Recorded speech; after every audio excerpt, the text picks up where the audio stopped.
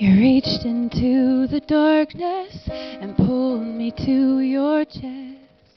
Away from all the sadness, I finally feel your rest. You found me in my sin and shame and called me your own. Now that I can see your face, I'll never be alone. I'm never too broken to be mended, never too dirty to be clean. I'm never too far gone to be near you, and I know you're here with me, and I know you're here with me.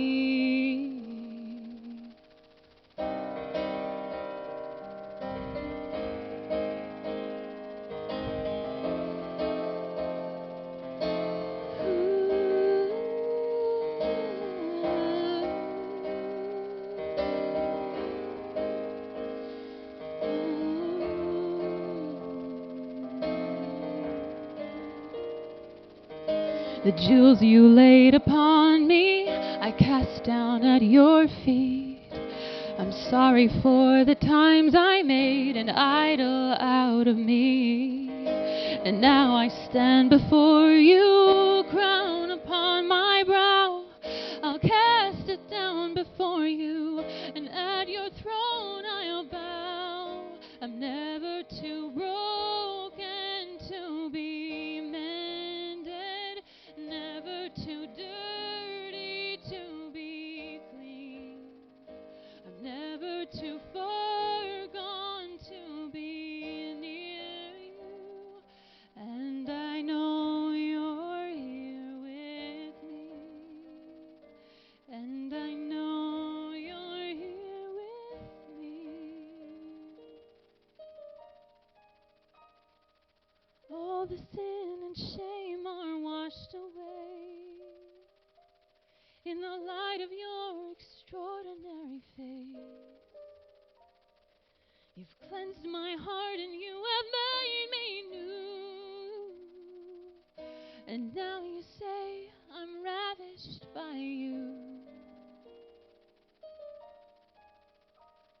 And you're never too broken to be mended, never too dirty to be clean, never too far gone to be near me, and I'm always here with you, and I'm always here with you, and I'm always here with you.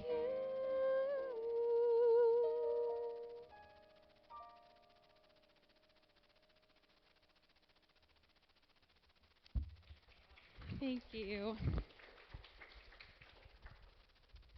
So this is the first time that I have talked to a group of people in quite a while. I used to do this a little bit more often, but I have been on quite a journey. So please bear with me. I have some things that I felt like God laid on my heart to share, so I'm going to share them. But it is not an easy story for me to tell. So I used to be a musician here in Kalamazoo, and it had always been my dream to work for CBN. I don't know if any of you are familiar with Pat Robertson. He's a very controversial person, but he has a good heart, and CBN, in the last few years that I have been working there, often will have an average of 100 million people that come to Jesus on a given year that they do ministry. So it's an amazing place. There's like 800 of us on the campus that work there, and I just love it. It's a very family feel, like our office feels like a family, and we get together for chapel every day, and that feels like a big family. So it's a wonderful place to be. But my ulterior motive for wanting to move there was also to be with my boyfriend, who used to work here in Kalamazoo as a videographer. And so we had a lot in common, and we were close friends, and he had moved there a couple years before I did. And I told him that I loved him so much that I couldn't move there just to be with him because I knew I would idolize him. So I asked God to give me a job that would give me kind of something to do with my time besides obsess over him. And he answered my prayer. An entire year of applying for jobs led to me getting that job at Operation Blessing. And this time, 3 years ago, I was preparing to move, and I'd never left Kalamazoo, never left home, so it was a very challenging time for me to prepare. I remember saying goodbye to hundreds of people because I played for choirs all over the area in Otsego and Plainwell and Portage, and so I had all these kids that I'd watched grow up and a lot of piano students, and it was just a very emotional time, but I knew that this was the right thing to do. So I moved, and my husband, who was my boyfriend at the time, we had this idyllic 9 months together of just so much joy. It's such a beautiful area. We went to the beach and went swimming every weekend and just had the most wonderful time. And then we got married in September of 2017 after having been friends for about 7 years. So it had been a long time in coming. It was the best wedding in all of history, in my opinion. And it was just a beautiful time. But what we didn't know was that 13 months later, he would pass away from cancer. So that's kind of the summary of the journey that I have walked. He was my best friend. So it was just a very, there's so much there. I wasn't just losing my spouse. I was losing my best friend. I was losing the person who was keeping me company as I moved 800 miles away from home. And also just the dreams that I feel like you have as a young woman. I was 25 when he died, and we were hoping to be parents by now. So it's just a very emotional time for me. It's been 13 months since he died, so pretty soon here I will have been a widow longer than I was married, which is crazy. But in thinking about what I could possibly glean from such a sad story to share with anyone, just kind of sat before the Lord a couple of weeks ago because I knew it's probably time for me to start talking about it. It was a horrible journey. It was a horrible kind of cancer. It was throat cancer, so it was just a very difficult journey. And ultimately, his death was very graphic and traumatic. And so my trying to deal with all of this, I feel like I have aged so much, but in some good ways, I would say, not all bad. It's not all bad. And so that's why I laid before the Lord. I wrote down the 5 things I learned from becoming a widow at 25. And I thought, I know you've taught me some things, so I'm going to wait and kind of see if you show me anything from this. And that's what I wanted to share with you today. So he was faithful in bringing these things to mind. I think the song that I just sang for you, I wrote back in 2013 on Thanksgiving. On a very, very hard Thanksgiving at the time. It seemed so hard, and it wasn't that bad.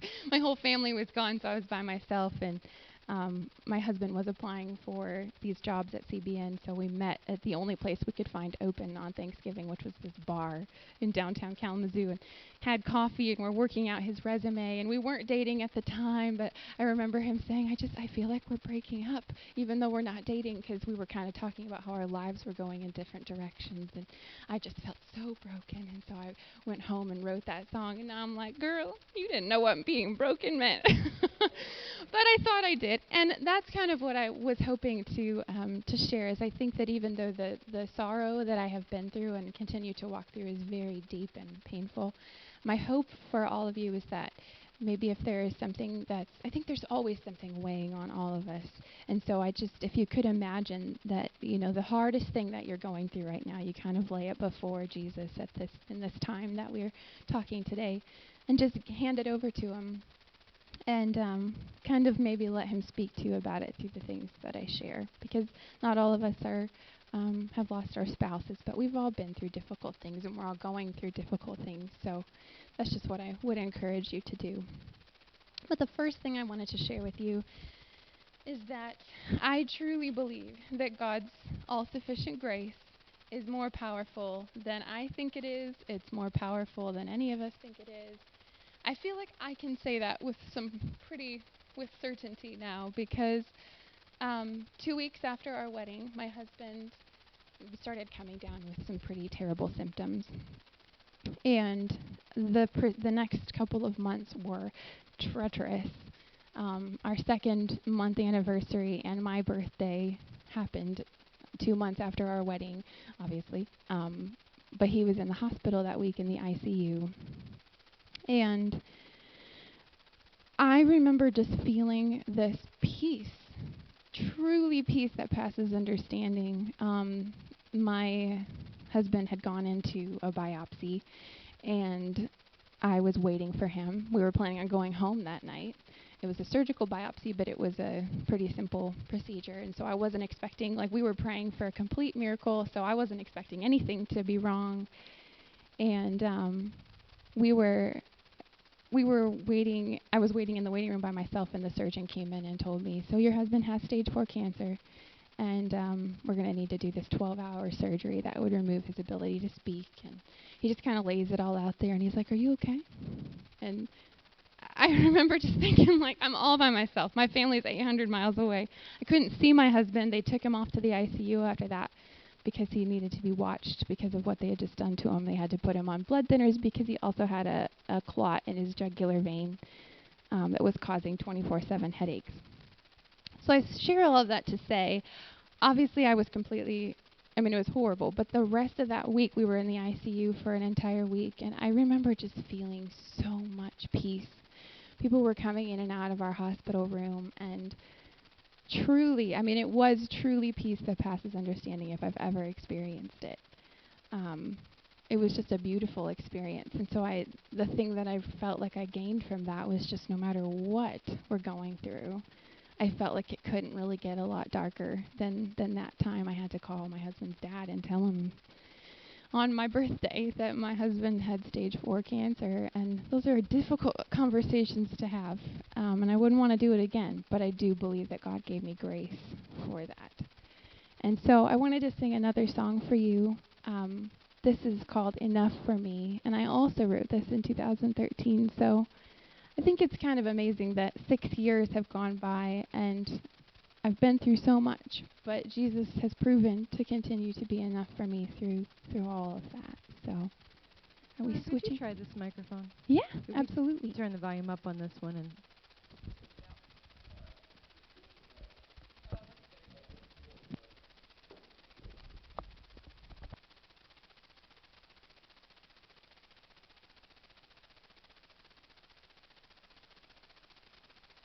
Hello?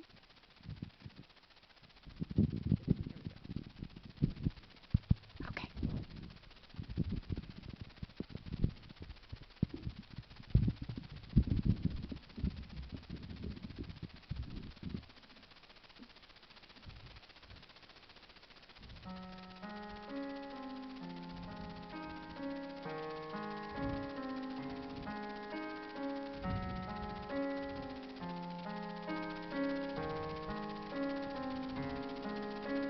It's funny how easy it is to forget that Jesus, you're living inside of me.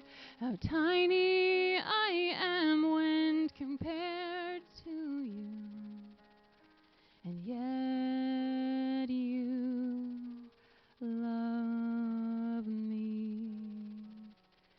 Sometimes I carry the weight of the world on shoulders that weren't meant to hold it all. I slip and I struggle along your path, and yet you love me so.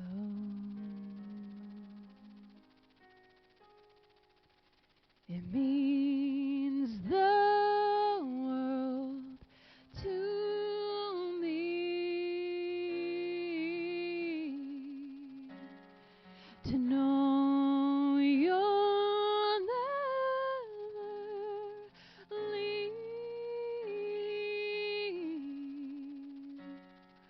And all this time I failed to see that you are enough for me.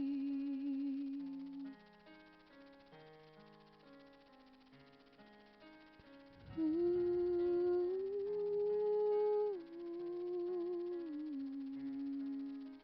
It's funny how often I seem to forget you made me so I could live loving you.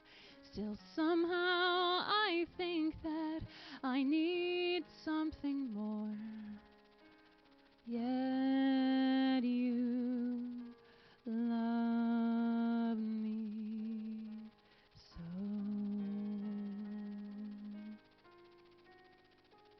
It means the world to me to know you never leave. And all this time I failed to see that you are enough. You are enough, and it means the world to me. Just to know you'll never leave. And all this time I failed to see that you are enough. You are enough. You're always enough for me.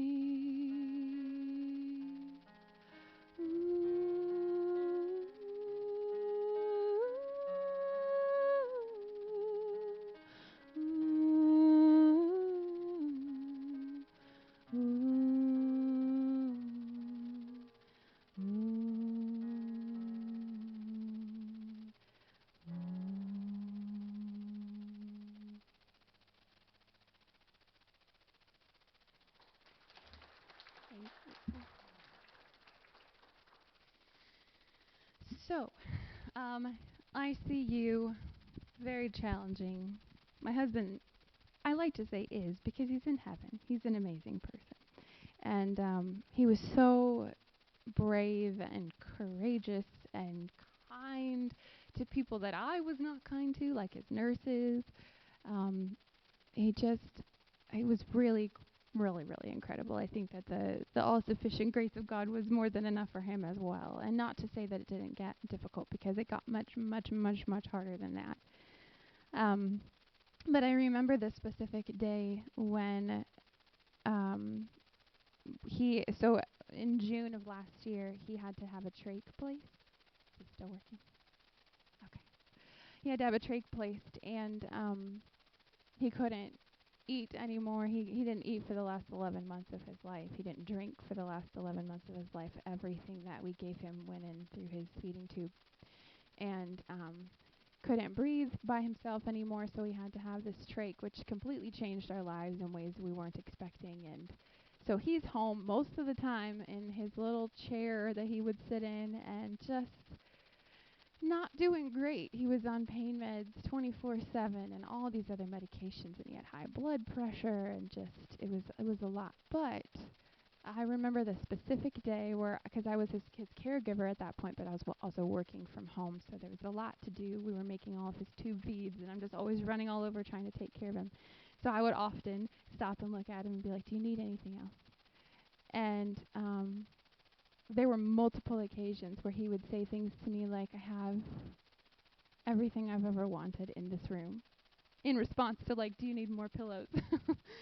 And he was just so kind and so loving. He was older than I was, so he'd been waiting a long time for marriage, and he told me all the time that even with everything we were going through, because we really only got 2 weeks of, like, that idyllic, everything's good kind of marriage, um, he told me all the time that it was more than worth the wait. And it was just really, really amazing. So the second thing that I feel like I learned was that the strongest love imaginable looks nothing like wine and roses and is only a taste of the love of God. And that's something I've had to remind myself of more in his death than it was when he was alive, because it's hard to imagine any love being greater. I know this sounds so sacrilegious, but it's hard to imagine any love being stronger or more beautiful than what we shared together, because our love was very, very strong and very beautiful. But I know any part of my husband that I loved was truly like a reflection of Jesus. And so as I have tried to walk out this journey, I've been working on reminding myself, it's so easy to say Jesus loves you, and it's so true. Like, it's so much more true than I can even comprehend. And so the next song I want to sing is not one that I wrote. It's just one that I've always loved when it comes to just trying to bask in that love of God. So I just would invite you to just kind of rest in that love. Maybe close your eyes and think about it as I sing this song. I grew up singing this song in church, so it has a very special place in my heart. It's called Amazed.